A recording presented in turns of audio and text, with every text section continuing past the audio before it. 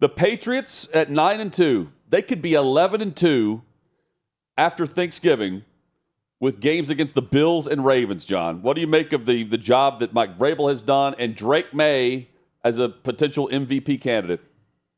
Yeah, I don't buy Drake Maye at all as an MVP candidate, considering how watered down their schedule's been. Give me a quarterback like right now. I think Matthew Stafford is the most productive, most impressive quarterback in the NFL.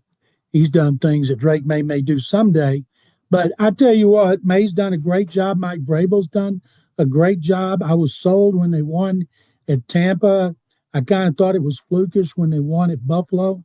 There's a good chance they're going to end up having the best record in the AFC, and the Super Bowl, the road to the Super Bowl is going to go through Foxborough, and what an accomplishment that would be in Mike Vrabel's first season. Everybody thought it would take a year, and it would be more like 2026 when they might be a legitimate playoff contender. Well, John, let me ask you this. So if Drake Maye is not the MVP for the schedule, and I don't disagree with you, I would go with Stafford. Let's see. The schedule for the Patriots, not great, but they win. The Colts get the benefit of playing in their division. The Broncos are 8-2, but I'm not truly buying them. So who is the best team in the NFL? Well, I think it would be somebody from the NFC. Broncos have a great defense that is capable of beating anybody. Mm-hmm. But Bo Nix has not been able to play as well as he did last year. Maybe he'll snap out of that. And, of course, Sean Payton's a great coach, and they got balance. They're just not scoring points. And you can't discount Josh Allen and the Bills. I'll see him and them on next Thursday when they come in for a primetime game on Amazon. And they can't be discounted. Kansas City can't be discounted. But right now, I look around. My Super Bowl picks, Detroit and Buffalo, I don't feel good about it. I would love that. When I look at the Browns balance, I'm sorry, the Browns, my goodness. The Rams balance. And Wade Stafford has thrown four touchdowns in 3 consecutive games without a turnover, the first time in history that's been done. He's playing better than any time in his career. And I think right now, all these people talking about him, Drake Maye being the MVP, are probably people that are in the Northeast that cover the Patriots, because he is not playing as well as Matthew Stafford. The numbers do not lie. John, all the mass holes. The mass holes. Yeah, that's right. That's the bias we're getting on Drake Maye. I agree. The Patriots, mentioned this last week, Patriots winning against the Bucs on the road. That was kind of the litmus test, right? Is this the Bucs week for that? They're going to Buffalo. So it's Bucs at Bills. I kind of feel the same way in a regard here. Well, I don't think the Bucs are a legitimate Super Bowl contender. They got too many injuries. And Baker Mayfield's capable of pulling out a game against anybody, but I think Buffalo is a legitimate Super Bowl contender. I don't think the Bucs are, although they're going to win that division, because that division's terrible. And if they could win it, avoid a second consecutive loss, people are going to take them as a more serious contender for the Super Bowl. But there's just some reason. Maybe it's because they don't have Mike Evans. They've been missing offensive linemen, Chris Godwin, Bucky Irving. They've done a great job overcoming those injuries, but I just don't see them as a Super Bowl contender. Hey, if you like this channel, become a season ticket holder for Hot Mic by clicking the subscribe button below and join our conversation in the comments section. Agree or disagree, we'll join. John, we've talked Rams. Their opponent this week to me is the forgotten team with only 2 losses. Absolutely. I mean, no one's talking about the Seahawks and what Sam Darnold's done and how good that defense is. What do you think about the Seahawks as as crazy as it is to say, maybe a viable Super Bowl contender there at 8-2, 7-2 right now? Chadlock, I think they are a Super Bowl contender. This is the first of 2 games between the Rams and the Seahawks. Mike McDonald has done a fantastic job, and their defense is good. They got balance. Now, Sam Darnold is playing very well, but he played great last year in the preseason. I think some people who don't list them as a legitimate Super Bowl contender are thinking about what Sam Darnold did with Minnesota last year. 14-3, stinks it up in the playoffs. He's going to have to win a playoff game or 2 before people will take them seriously. If it comes down to Seattle or Los Angeles, who are you going to take? I'm thinking you're going to take the Rams because of Stafford over Darnold. To me, that's Darnold. That's not even close. John, it's time for Kansas City to make their turn.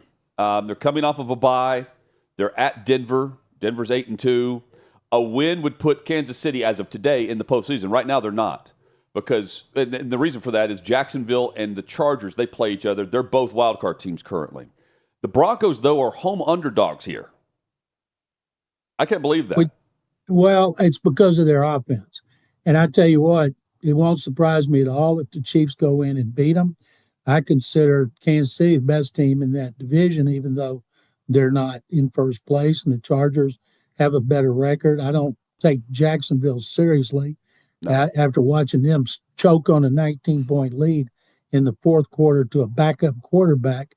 And the Chargers did not play well when their outstanding left tackle, Alt, was out, and now he's out again. He came back. They played well. He's done for the year. Both tackles are gone. Justin Herbert, I think, has been sacked a league high 30. No, not a league. Well, it may be 37 times. That is way too many hits for your quarterback to take. And as he's getting more hits, of course. But I still don't think Denver, I may be wrong, is going to beat Kansas City.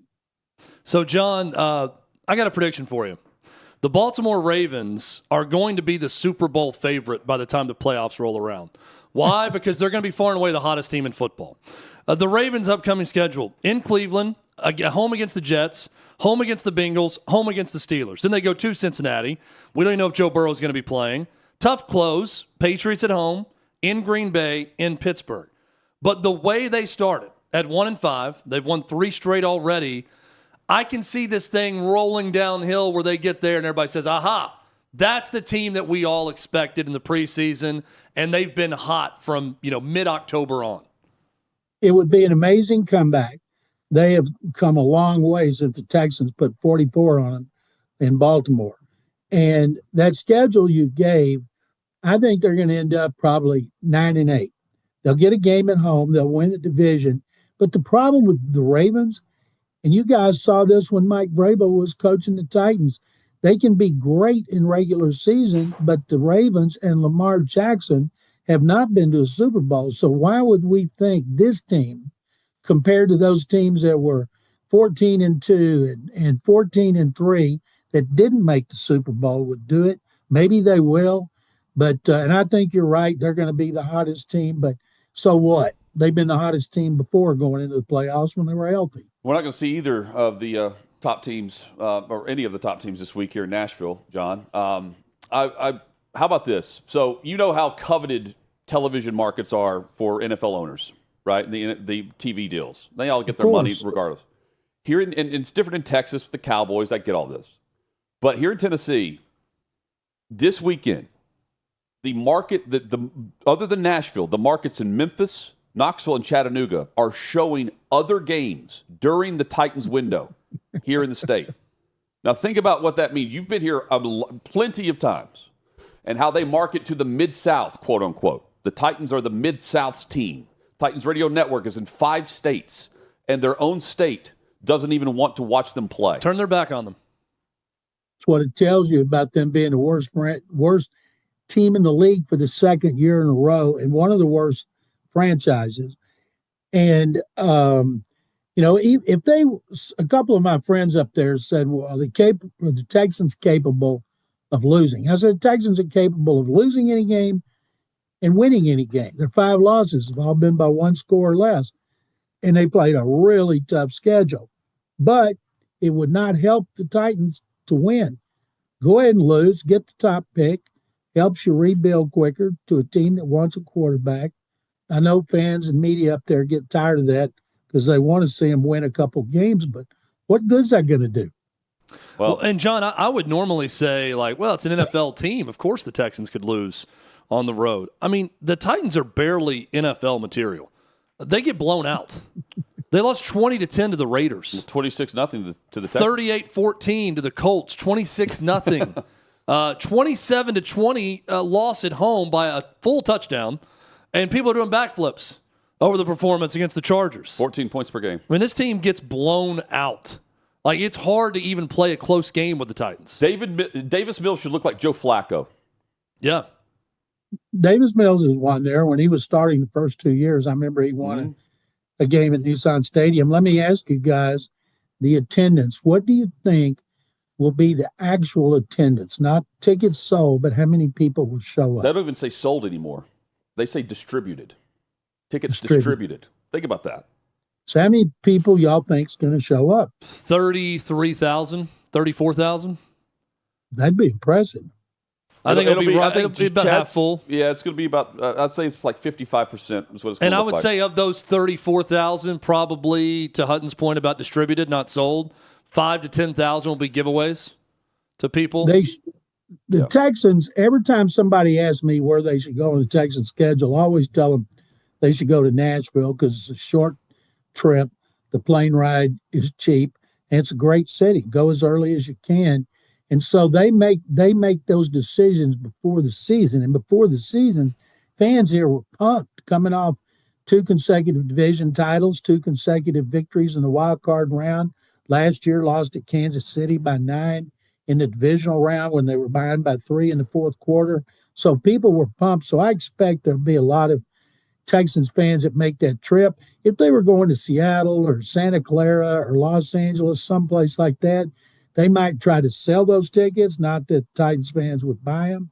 But I do expect a large contingent because even if you come up and your team's a disappointment and you expect a terrible game, you can still have a great time in Nash Vegas. Well, and that's the X factor. When the Patriots played here, you could audibly hear Patriots fans when they scored.